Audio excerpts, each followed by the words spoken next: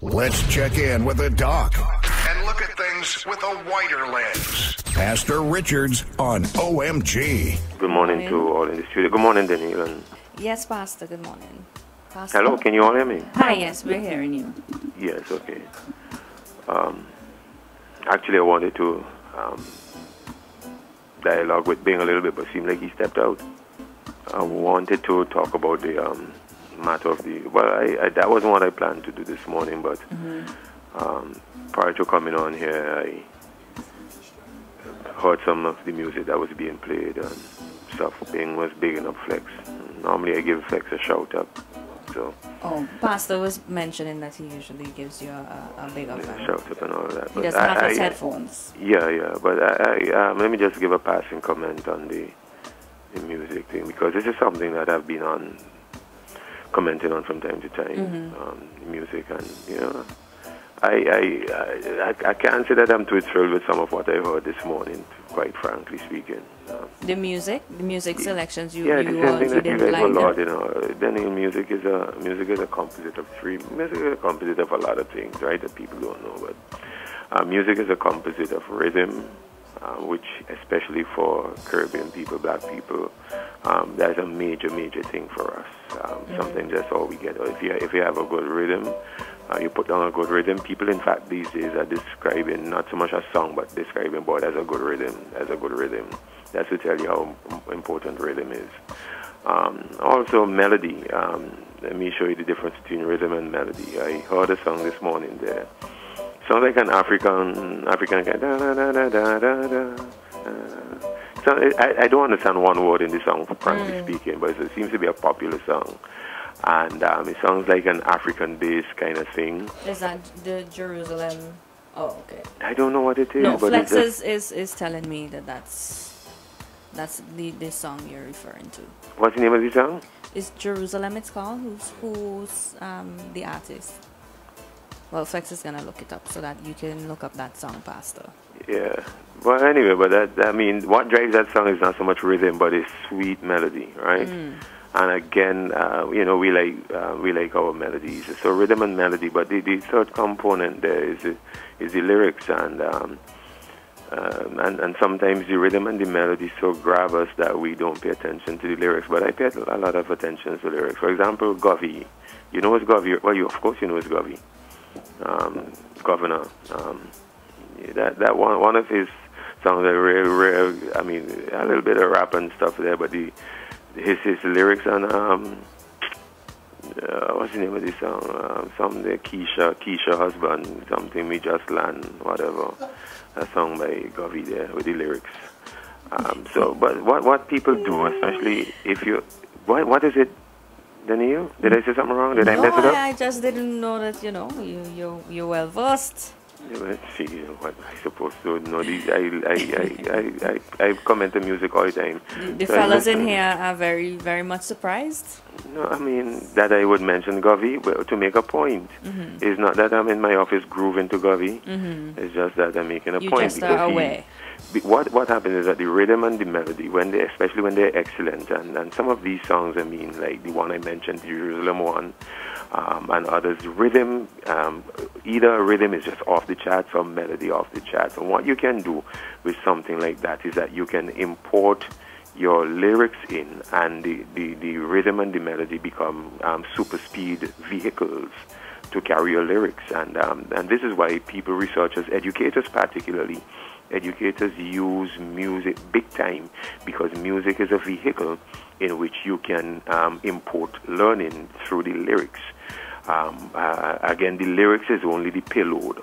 Okay, the lyrics is basically the payload, but the efficiency of the vehicle becomes the rhythm and melody, and so people are paying attention to the efficiency of the vehicle, which would be the rhythm and the melody. For example, truthfully, Flex brings out some songs, boy, I tell you, the rhythm is just gonna, like Gloria Estefan says, the rhythm is gonna get you.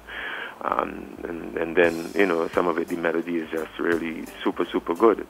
But when you dig into the lyrics, man, a lot of it is, I say a lot of it, from some of what I'm hearing, is nothing more than trash.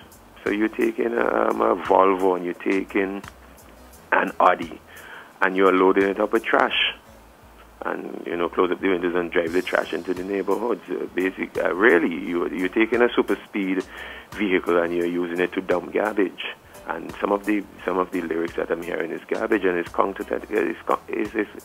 is antithetical to some of the values that I thought that, you know.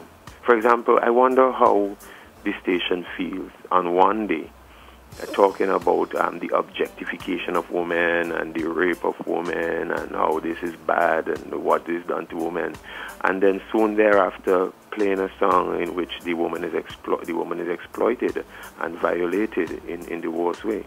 I wonder how if the station does not see the divergence of values in these things. I wonder if the station does not see that on one day there is one message being promoted by the announcers, but a different conflicting message being promoted by the songs that are played. I wonder with respect to the integrity of the station, therefore, because things that are pulling in different directions will not give structural integrity. Integrity is a construction term, integrity of a building, for example. And if you don't have structural integrity, the building soon collapses. If you have things that are pulling in opposite directions, if you have the announcers pushing one set of values. So what should we play? What was that? So what type of music do you suggest we play? I am not suggesting a type of music, you know. I'm suggesting the value of the lyrics. Sorry, Doc, I just walked back in the room. What exactly are we speaking about? Yeah, I'm talking about music, rhythm, melody, lyrics, what the music is used to carry. I'm talking about the station and the divergence of message. Is there a specific song you're speaking about that was played? No. This, for example, this morning. I mean, it happens routinely. I was going to say occasionally, but it happens routinely. I will hear a song, either with curse words in it. No song with curse words are played. Okay. Well, I mean, for my taste, I have a different. Okay, offensive words might be a better term. Like what? Offensive? This morning, I heard a song that was very graphic in its description of the sexual act with a woman. What kind of song? A dancehall song, a reggae song, a hip-hop song? I don't know the genre, right? Yeah, but I need to know so I can fix it. So okay. If you can give me some details. I didn't write it down. I didn't plan to talk about this morning. Okay, what time was it played, Doc? It would have been, it's probably I don't know what time it was played this morning, as I can't tell. Approximately? I would probably say about 9:05, 9:10. Somewhere That's between just now. 9:10. I guess. 9:05. Okay, check the computer. Don't hold me to that, but I'm guessing. And can you just? Yeah, but which one? Well, he will give you. He could pull them back, so he'll be able to give you. And you. I don't like when you're talking about going up inside a woman on your song. Flex, I don't like that. Okay, so I need to know which song is it. Yeah, so Flex knows the song. Flex, he knows the song that talks about going up inside the woman and doing this in the woman and Flex, that. put on the mic so we can hear properly. What is it you're saying? All right. I played couple songs actually. So there are a list of songs I was playing. Not one. Tell Flex the one that talks about the sexual act, the graphic description of the sexual act with the woman, and basically the getting song you up played inside like her. that? From looking at the list that I have here, they're like the rhythm from Cartel and stuff. Does it have that? Does it have that in it? Well, it's edited, so it wasn't really, you know. Okay. Well, let's check this out when we get off it. But we'll check it. Yeah, we'll check it out. Yeah. Right. And there was a point you were making about, we were talking about the announcers are saying one thing and then the No, music. I'm on the station. I've been on the station from the get-go, from the very inception, okay? And I know how key people in this station and key stakeholders in this station, related to the station, who you will never hear on air. I know how they feel about certain issues related to women, okay? And I just think that these are station foundational values in terms of what the key stakeholders. I don't consider myself a stakeholder. I just consider myself an interested party who has been in from the very, very get-go. And I know how we feel, Daniil. And sometimes I feel as if some of the songs do not reflect core values. And I'm just asking the question, if the songs that are played should reflect core values. There are other dimensions too you have to understand, because you have a market, you have a demographic, a youthful population that would gravitate to these kinds of songs. So you have to, you have to also, I know people are concerned about marketing, how the station trends. Right now, Boom is trending really way up. I've seen some, Doc, posts. I Boom get, is trending. I get what you're saying, and I appreciate what you're saying, and I will look into it when I get off here. Okay? Thank you very much. You're welcome. Is there any one more thing though? Is there, because last week Friday I heard you saying while I was off, I heard you saying, well, I don't really give time, to No, you people. don't. You don't. That being, you have dealt with some of the. Are you saying I'm your toughest customer that you can't get an award with me? Correct. Because you have dealt with some of the other people before, and you're always a big bad man who can get. No, well, the in. thing is, I would prefer to have this conversation off here with you, Doc. Unless you want us to have it on here. Is there any other thing? I'm giving you the opportunity. Is there anything that you'd like to? Philip Jackson. Have you heard Philip Jackson? What's your take on him? When I listened to Philip Jackson, I think I listened to all of him this morning. Mm-hmm. When I listened to Philip Jackson, it underscored for me my frustration with representative democracy politics here in St. Vincent and the Grenadines. In what way? It just frustrates me, and the dichotomy that's there, the frustration that I expressed this on the radio. Your voter, he is purporting to be a constituency representative. Let me show you how frustrating this is. He is purporting to be a constituency representative. You guys had him on this morning. I am not exactly clear on what particular things. I know he referenced building an app for homework or something like that, which I applaud.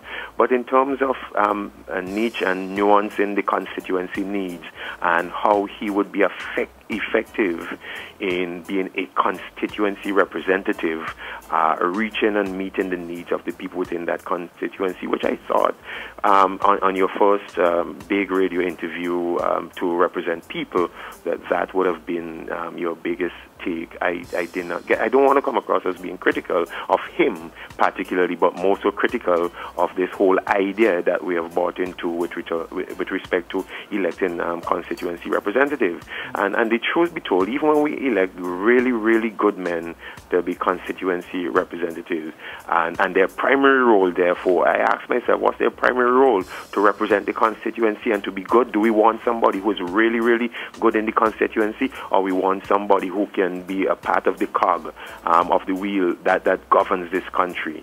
And people cannot see the conflict between running a constituency and being a constituency representative, as if that morphs and conflates very easily into governing a country. And that is the issue we have. I ask myself in this election coming up, for example, are we electing constituency representative, good constituency representative, even the best constituency representative, or are we electing people who are going to govern St. Vincent? And sometimes there is a deep and clear, as far as I'm concerned anyway, conflict between the two. That sometimes it is not to the good of St. Vincent and the Grenadines. Let me say this, and probably I will end there. It is not to the good of St. Vincent and the Grenadines to, this is going to be a controversial statement, but it is true. It is not good to the governance, to the good governance of St. Vincent and the Grenadines to necessarily elect the best constituency representative. People with sense will know what I mean. Okay. You don't necessarily want the best constituency representative, and you don't want to elect them if you care about good governance of St. Vincent and the Grenadines. Okay. That's a bold statement. So am I hearing that you're not impressed with Philip Jackson and what he's... No. And I don't have the time, but I'm glad you're questioning me, because these days I have to rush so quickly I can't develop my thought. But truthfully, my assessment of a guy, and I am assessing him on the basis of most of our politics here in St. Vincent and the Grenadines. Please let me say this, please. Most of our politics here in St. Vincent and the Grenadines have been division-based. It's divisive politics. Some call it tribal politics. Some call it politics that is based in party identity politics. And this has not necessarily worked to the good of St. Vincent. It has divided St. Vincent clearly down the middle. And I find that we have alienated through this identity politics. We have alienated a lot of the people who are on the other side of the tribe who can bring it. So when I listen, and I have often said that we need a new breed of politicians in St. Vincent and the Grenadines who are not necessarily going to subscribe to this divisive kind of politics, identity politics. So when I'm listening to not just those, not those who are established politicians, but when I am listening to those who are now trying to enter the ring, I want to see if it is same old, or I am going to assess them on the basis of how inclusive, and which two things that matter very much to me, how inclusive you can be and how collaborative you can be with people who don't necessarily sign off on your dotted line. So I am assessing Mr. Jackson like I would assess anybody else who comes into the ring. I am assessing them through a totally different lens altogether. And I am listening to see certain things in him. I am also listening to assess him because I am tired of a certain brand of politics that is contrary to some fundamentals to me that are outlined in Romans chapter 12, 14 to 21. Fundamental as what leaders should project. I am tired of a politics that persecute people and rather than bless them in this sense. I'm not just talking party. I am talking political behavior, where the Bible says when people curse you, you should be blessing them. When people curse you, you shouldn't be haughty. This I watch to see if people are wise in their own eyes or if people are really good listeners, because that is to me that's a biblical counsel. I watch to see if people respect what is right, which is something that is very clearly outlined in that passage that I'm referring to. Do you have a good respect for what is right, or do you have a respect for what you can use to justify what you are doing? Are you vengeful? How do you treat people who differ from you? So I watch people coming into the ring, and I watch to see if when they get a low blow, if they hit back with a low blow, a low punch, or if they walk the high road. I watch because if St. Vincent is to come out of the doldrums, and if St. Vincent is to when I say doldrums, we have clearly, unless you are living under a rock, we have a clear political divide. We have a clear tribal divide in terms of party politics here in St. Vincent and the Grenadines. So if we are to come out of the doldrums of this, let me clarify that, then we would need people who would adhere to these principles of how you respect and treat your enemies, and if you are vengeful, and if you are, haughty, okay, and if you are, even when people curse you out, I agree, you still look to do good for them. So I look to Mr. Jackson to see if all of these are inherent. Did you get in that? what he Did you presents. get that from what you were looking for from him? One of these indicators to me this morning was how he handled the optics of his relationship with his brother. Notice the nuances of my words. How he handled that in terms of the fact that his brother is endorsing a candidate, and on radio he handled it with a lot of grace. Okay. Thank you, Doc. I appreciate this morning. Thank you very much. We need more interaction. Thank you very much, Bing. Feel free to call me anytime. My couch is still there. Oh, Jesus. Talking about low blows, Doc. You just spoke about low blows. You just talked about low blows, Doc. Oh, my goodness gracious. Thank you very much, my pastor. Have a good day. Have a good day. Catch you tomorrow morning. Same time. Catch you. Let's check in with the doc and look at things with a wider lens. Pastor Richards on OMG.